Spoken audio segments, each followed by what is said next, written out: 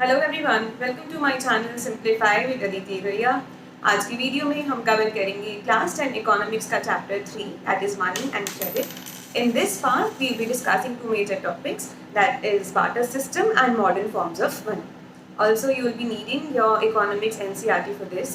In case you don't have it right now, I have provided a link to the PDF of that book in the description down below. If you don't have it right now, check that link, download it, and then keep it ready for the purpose of this video. And let's start. So, आज के time पे, if you go to the market and you want to buy anything, it is very simple. We just need some currency, some form of money. We exchange money for the item that we want to buy, and then we are able to exchange our money with the item of our choice. आज के time पे जो goods का exchange है, it is facilitated bye money. Money होता है तो हम लोग कोई भी पर्टिकुलर आइटम एक्सचेंज कर सकते हैं, परचेज कर सकते हैं. But actually there was a time जब मनी था ही नहीं, और रादर कोई भी मीडियम ऑफ एक्सचेंज होता ही नहीं था. उस टाइम पे goods were directly exchange for goods. मान लेते कि there are two people in the economy right now. One is person A and the person B.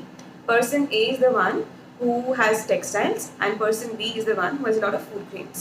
अभी A को food grains चाहिए और B को textiles चाहिए. तो what will they do is कि वो दोनों लोग मिलेंगे. They will agree कि चलो मुझे तुम्हारे textiles चाहिए या मुझे तुम्हारी food grains चाहिए. Both of them will exchange each other's commodities और दोनों की requirements satisfy हो जाएंगी, दोनों की requirements fulfill हो जाएंगी. Such a system in which goods are directly exchanged for goods without the use of money is known as barter system. इसी को barter system कहते हैं, जो पहले exist किया करता था. अब लेकिन barter system में बड़ी सारी परेशानियाँ थी. There were a lot of shortcomings in this system. The first major shortcoming of barter system was the system of double coincidence of wants.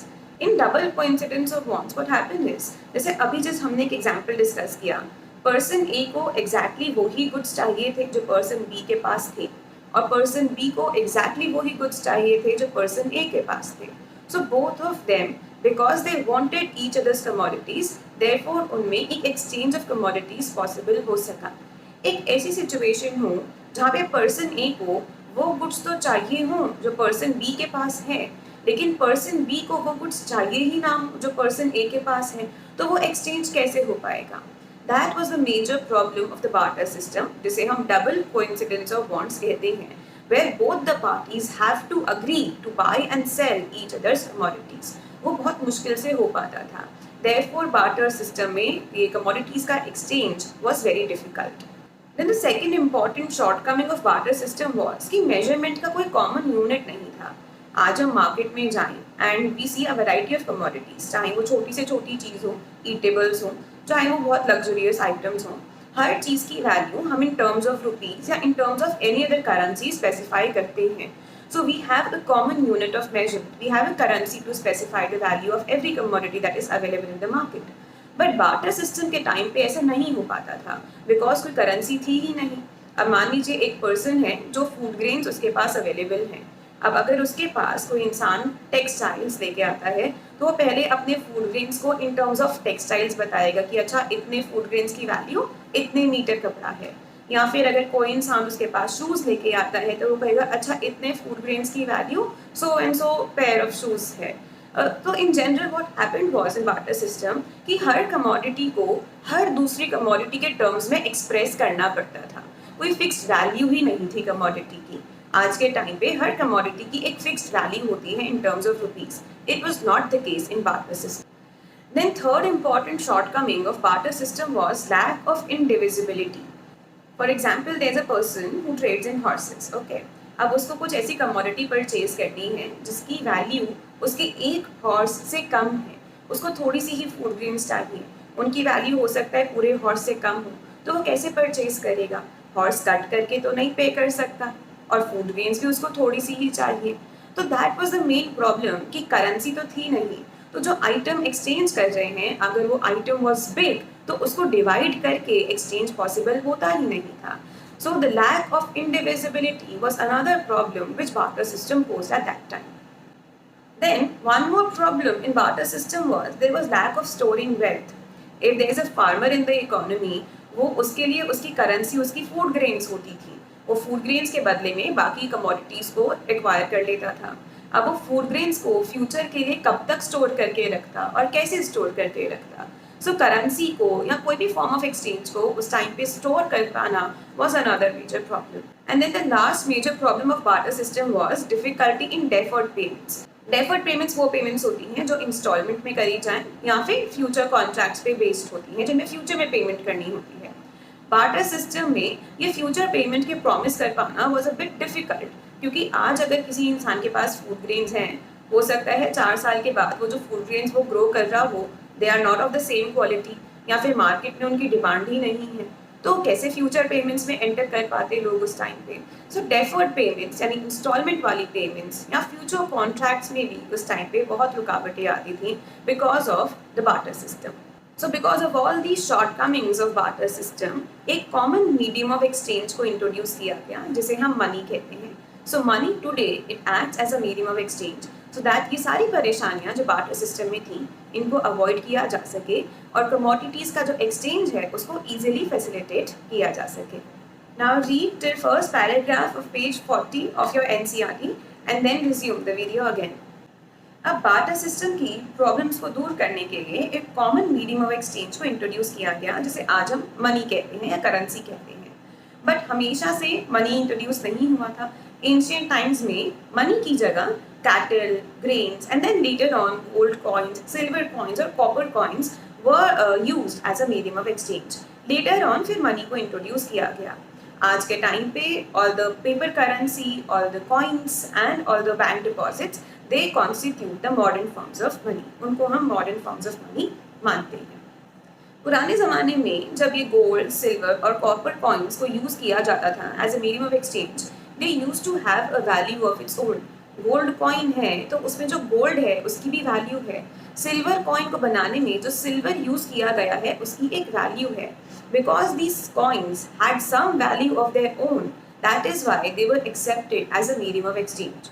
लेकिन आज के टाइम पे अगर हम कोई भी करेंसी का नोट देखें या फिर अगर हम कोई भी कॉइन देखें तो वो जो मटेरियल है, क्या उस मटेरियल की खुद की कोई भी वैल्यू है? तो एक्चुअली नो। अगर हम कॉइन्स देखेंगे तो all the coins are made of steel, जिसकी एज सच कुछ मेजर वैल्यू नहीं है।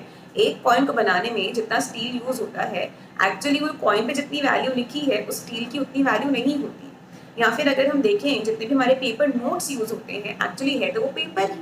तो अगर एक पेपर के नोट पे 2000 लिखा है या 500 लिखा है, तो why do we accept it as 500 और 2000 जब उस मटेरियल की खुद की कोई वैल्यू ही नहीं है। So very often a question comes in paper कि why is modern currency accepted as a medium of exchange when it does not have any value of its own. The answer is very simple. Modern form of money को इसलिए as a medium of exchange accept किया जाता है because it is authorised by the government of India. अगर government of India उसको authorise नहीं करेगी तो उसकी वैल्यू जीरो है, it is as good as nothing.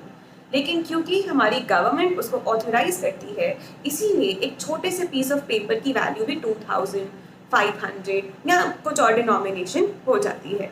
अगर आप लोग करेंसी नोट्स को देखेंगे तो उस पर क्लियरली लिखा होता है आई प्रॉमिस टू पे द बियरर और सम ऑफ 2000 और 500 और व्हाट्सोएवर अमाउंट ऑफ रुपीस। ऐसे करके वो जो एक आरबीआई के गवर्नर का सिग्नेचर है वो उस करेंसी नोट को ऑथराइज कर देता है। That is why modern forms of money is accepted as a medium of exchange as it is authorized by the government of India. Okay, अब गवर्नमेंट ऑफ इंडिया मनी को यानी currency को authorise तो करती है लेकिन इशू नहीं करती। गवर्नमेंट ऑफ इंडिया के बिहाफ पे आरबीआई यानी रिजर्व बैंक ऑफ इंडिया उस करेंसी को इशू करता है। Now apart from paper notes and coins, there is one more very important aspect of modern forms of money, that is deposits with banks. आज के time पे when people have surplus money, they have extra money, they deposit their money in the bank. लोग bank में money क्यों deposit करते हैं? Simple reason, पहली चीज़ banks keep the money safe, उनको लगता है कि हमारा जो एक्स्ट्रा मनी है वो बैंक में सेफ रहेगा। दूसरी चीज़, banks also pay a rate of interest to people, जो डिपॉजिटर्स होते हैं उनको थोड़ा एक रेट ऑफ इंटरेस्ट पे किया जाता है according to the amount that they have submitted or deposited with the bank. फिर people have the provision कि वो जब भी चाहे जो उन्होंने डिपॉजिट किया है बैंक में, they can withdraw their deposits from the bank as and when the deposit is required. And क्योंकि ये वाले डिपॉजिट्स जो बैंक के साथ करे जाते हैं ये हम कभी भी डिमांड कर सकते हैं, कभी भी विड्रॉ कर सकते हैं, therefore these deposits are called demand deposit. Also, banks provide us with one more facility which is called as check. If I do not have the required time to go to a bank and withdraw money, and if I am carrying my checkbook, मैं check के through भी एक amount दूसरे इंसान को पे कर सकती हूँ. उसमें होगा क्या कि वो स्पेसिफिक अमाउंट मेरे अकाउंट से डिडक्ट हो जाएगा और सामने वाले के अकाउंट में ऐड हो जाएगा. सो ये चेक के कारण भी डिमांड डिपॉजिट्स को आज के टाइम पे मीडियम ऑफ एक्सचेंज में काउंट किया जाता है, बिकॉज हम लोग डिपॉजिट्स को, बैंक बैलेंस को भी यूज कर सकते हैं गुड्स को एक्सचेंज करने के लिए. Now read till page 41 of your economics NCERT and then resume the video again. So that was it for this video. In the next part, we'll be discussing the loan activities of bank and the role that credit plays in an economy. If you haven't yet subscribed to my channel, please click here. For the complete playlist of this chapter, please click here. And for the next part of this chapter, please click here.